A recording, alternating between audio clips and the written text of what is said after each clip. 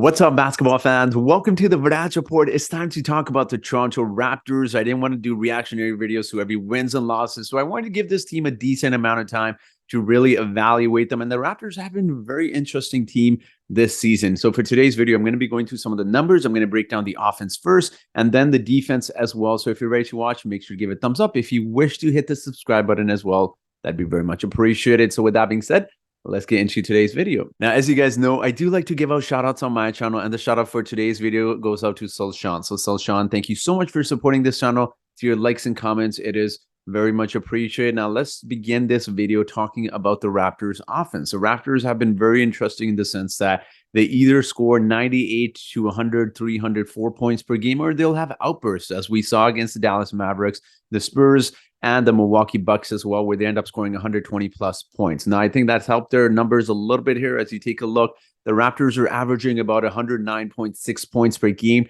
which ranks them 22nd in the league, which still isn't great. Again, it's been an up and down offense. And given the fact that you got a new head coach and you're trying to implement a system, and it's hard for players to learn a brand new system altogether. Again, I want to remind a lot of people that this has been their first new head coach that hasn't been in the system since Dwayne Casey got hired, pretty much. Nick Nurse was an assistant to Dwayne Casey as well. So we do need to keep that in mind, that Nick Nurse, although was very different from Dwayne Casey, he was an assistant coach. So they were quite familiar with him. Whereas with Darko, their offense is going to take time to get used to. Although they've shown flashes of being great in certain games, it is going to take time. And also keep in mind that the Raptors aren't really known as a great offensive team. They obviously have some shooters off the bench, but overall their team isn't a great three-point shooting team as well, which is what we're going to be discussing next. So let's talk about the Raptors three-point shooting. So one of the main concerns for the Toronto Raptors coming into this season was their three-point shooting. There's a lot of questions because there's a lineup of Scottie, Pascal, Jakob, three guys who aren't known. Jakob doesn't shoot the threes, but two guys in Pascal and Scottie who are sub-average three-point shooters.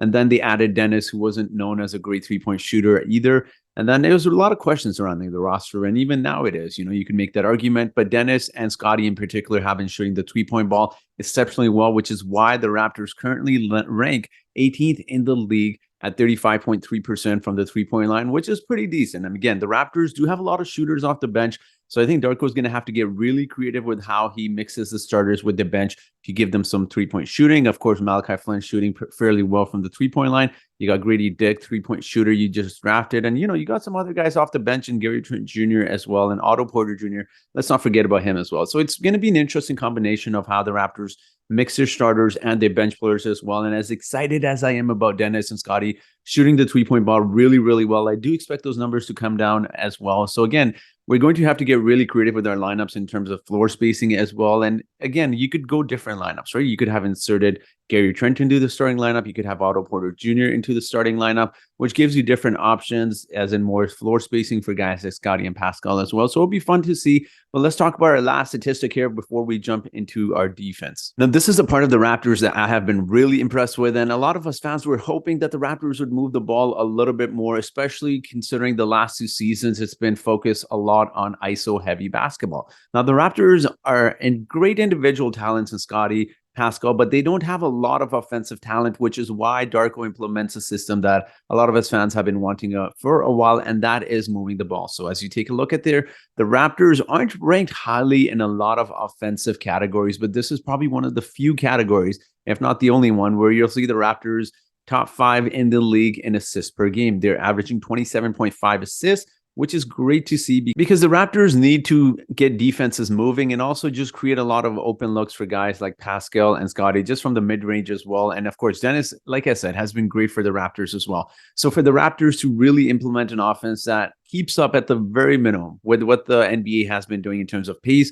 in terms of creating half-court offense, which is still an issue for the Raptors, the ball constantly needs to be moving, which wasn't the case the last few years. And Thaddeus Young, even in an interview, when he discussed this, he said, Darko, if he ever sees in practice that the ball is not moving, he will stop the practice altogether and get the guys to move the ball again, which is really nice to see. You know, the Raptors overall are going to have ups and downs throughout the season. I don't want to overreact too much to wins and losses. It's nice to see that the Raptors are performing as well as they have against, you know, Spurs, against the Dallas Mavericks, against the Milwaukee Bucks team as well. Their offense has been great, but you're also going to have a lot of bumps and bruises, and you'll see a lot of Raptors games where they're barely just scoring a little bit over 100 points as well, right? So let's talk about their defense, because this was the focal point of the Raptors coming into this season. So coming into the season, we knew the Raptors weren't going to be a great offensive team. And for the team to have any chance of making a playoffs, we knew their defense had to be great. And it is. As you take a look at the stats there, they're ranked top 10. They're ranked exactly 8th.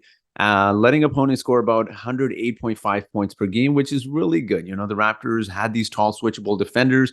And there's, you know, even though the Raptors defense was good last year, and I know a lot of people aren't big on Jakob Poeltl, it just gives them a rim protector, and it just allows the guys to not exert so much effort in guarding some of the bigger centers out there on the opposing teams as well. So I think Jakob has been a surplus addition. You talk about Dennis Schroeder as well. Again, nothing but against Fred. I think Dennis is a quicker point guard, which allows you to guard some of the faster guards as well. And Dennis has been absolutely exceptional on the defensive side as well. And just overall, you're seeing the team not double so much as opposed to what you saw under Nick Nurse in previous seasons as well. You're letting more man-to-man defense. Pascal and Scotty's defense has been exceptional as well. Scotty's just really taken a leap on both sides of the floor this season. Pascal has been good on one-on-one defense. We saw some of the defense he was playing against Luka, and with Pascal's minutes coming down just a little bit, it gives him that much more energy.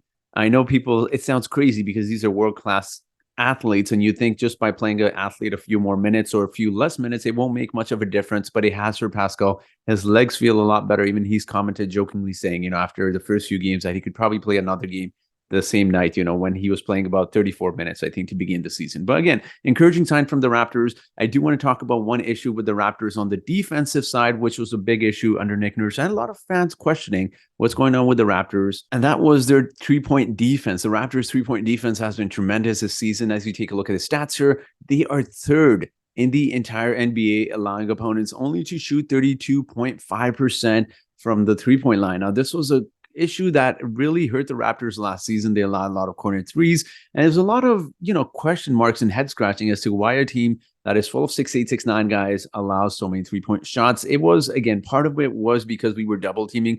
We were switching so much as well. Part of it was because we didn't have a center as well. So anytime, you know, any big man would to go in the paint, we would double team, triple team, because naturally we didn't have a center, and that just left a lot of three-point shooters open as well. So it's good to see that the Raptors are back in that department as well. So it's just good to see the Raptors playing more one-on-one defense as opposed to just, you know, double teaming every superstar as well. No shade thrown at Nick Nurse. He's a great head coach, but Darko is doing a tremendous job on the defensive side, just letting some of these guys like OG, Pascal, Scotty play one-on-one defense. So it's great to see. Let's talk about our last stat here on our defense before we end the video off. So this pretty much aligns with what the Raptors have been doing when guarding opponents overall, but also from the three-point line, and that is their opponent field goal percentage. The Raptors, again, are fourth in the league, fourth in the entire NBA, allowing opponents only to shoot 44.2%, which is absolutely tremendous. Like I said, the Raptors' backbone this season is going to be their defense. We know their offense isn't going to be top 5 or even top 10. That is going to be a constant struggle, and you'll see Raptors go to, you know, you'll see the Raptors go through 2 or 3 games of struggling to score 105 points, you know, score 110 points. But what is definitely going to help them win a lot of games is holding opponents to such a low field goal percentage. And overall, their defense has been great as well. Like even off the bench, I think Chris Boucher hasn't played a lot of games, but, you know, he's the energy guy who can bring in some, you know, energy, block some shots. I'm not going to say he's a great defender, but we do have a lot of options off the bench as well, right? So Otto Porter has been a surplus on both sides of the floor as well. And Malachi Flynn has looked a lot better now that he's getting a longer leash. And also he's getting a lot of support from Darko as well, which is nice to see. So again, this is my quick thoughts on the Raptors. I think obviously if we get into the players, this video will be running a bit too long, but I just wanted to break it down by the numbers. I'm really impressed by what I see from the Raptors. The record could be a lot worse. Believe me when I say this, guys. It's nice that the Raptors have had a few days to, you know, prepare for teams like the Dallas Mavericks and also now the Boston Celtics as well. So we'll see what happens, guys. I'm very interested to hear your thoughts. Let me know your thoughts in the comment section below. And as always, I do have a trivia question for you today. And that trivia question is, who leads the Raptors in steals per game? Is it A, Dennis Schroeder? Is it B, Scotty Barnes? Is it C, OG Anunoby? Is it D, Gary Trent Jr.? Or is it E, Malachi Flynn? So whoever answers this trivia question correctly first in the comment section gets a shout out in my next video. So that will be it for today's video, guys. Thank you so much for your support as always. And I hope you guys have yourselves a great day.